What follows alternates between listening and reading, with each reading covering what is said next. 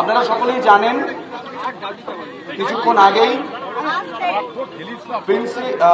Chief secretary of the government of West বেঙ্গলের কাছ থেকে আমরা একটি মেল পাই WBJDF এবং তার উত্তরে আমরা যে মেলটির ফরওয়ার্ড রিপ্লাই করেছি সেখানে লেখা আছে যে আমরা অ্যাটলিস্ট 30 জন প্রতিনিধি এখান থেকে যাবে। দিনে দুবার ব্যবহার করো স্টপেজ ক্রিম আর নিজেকে রাখো evergreen Keya Seth aroma therapy stoppage cream আর খুঁজে পাও নতুন আমিকে। তার কারণ এই আন্দোলনটা 26টা মেডিকেল কলেজ এবং আরও জনসাধারণের মধ্যে এই আন্দোলন যেহেতু ছড়িয়ে গেছে তাই 10, 12 বা 15 এই রিপ্রেজেন্টেটিভটা আমরা সহমত হতে পারিনি এবং আরো বলেছি আমাদের যে মিটিংটা হবে সেইটি যেন লাইভ টেলিকাস্ট হয় ফর দ্য সেক অফ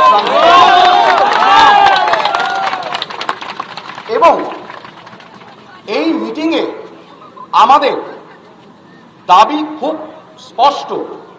আমরা এখানে যে 5 দফা দাবি নিয়ে এটা যেন এনশিওর করা হয় আমাদের রাজ্যের মুখ্যমন্ত্রী যেন আমাদের মিটিংয়ে উপস্থিত থাকেন।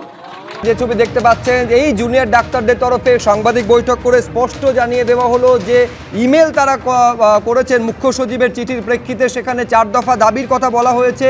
সেই দাবি মানলে তবে তারা এই বৈঠকে যোগ দেবেন এবং এইবার মুখ্য সচিব বা নবান্নের তরফে কি উত্তর আসে সেদিকে নিঃসন্দেহে নজর থাকবে। একেবারে স্পষ্ট বলা হচ্ছে যে 4টি পয়েন্টের কথা বলা হয়েছে। এই 4টি পয়েন্টের একটা জায়গায় তাদের যে 5 দফা দাবি সেই দাবির কথাও কিন্তু স্মরণ করিয়ে দেওয়া হয়েছে। এই অবস্থায় ঘড়ির কাঁটায় ঠিক 7 মিনিট বাকি রয়েছে। আপনারা জানেন যে 6টায় সময় দেওয়া হয়েছিল নবান্নের তরফে মুখ্য সচিবের তরফে এবং সেই মুখ্য সচিবের একেবারে যে চিঠি সেখানে সময় দেওয়া হয়েছিল সন্ধ্যে 6টা, অর্থাৎ ঘড়ির কাঁটা অনুযায়ী ঠিক 6 মিনিট বাকি রয়েছে। কিন্তু তার আগে একেবারে মুখ্য সচিবের চিঠির পাল্টা একটা চিঠি বা ইমেল কিন্তু এবার জুনিয়র ডাক্তারদের তরফে করা হয়েছে, যেখানে স্পষ্ট জানিয়ে দেওয়া হচ্ছে যে কিছু পয়েন্টের কথা উল্লেখ করা হয়েছে যে এই যে প্রস্তাবিত যে বৈঠক সেখানে এই বিষয়গুলো নিয়ে যেন আলোচনা হয় সেই বিষয়টা উল্লেখ করা হয়েছে, যেখানে অবশ্যই মুখ্যমন্ত্রীকে উপস্থিত থাকতে হবে। একেবারে শেষ পয়েন্টে এইটা জোর দিয়ে বলা হচ্ছে জুনিয়র চিকিৎসকদের তরফে এই যে মুখ্য সচিবের যে ডাকা বৈঠক সেই বৈঠকে মুখ্যমন্ত্রীকে উপস্থিত থাকতে হবে এবং এই বৈঠকে সরাসরি সম্প্রচার করতে হবে, লাইভ টেলিকাস্ট করতে হবে।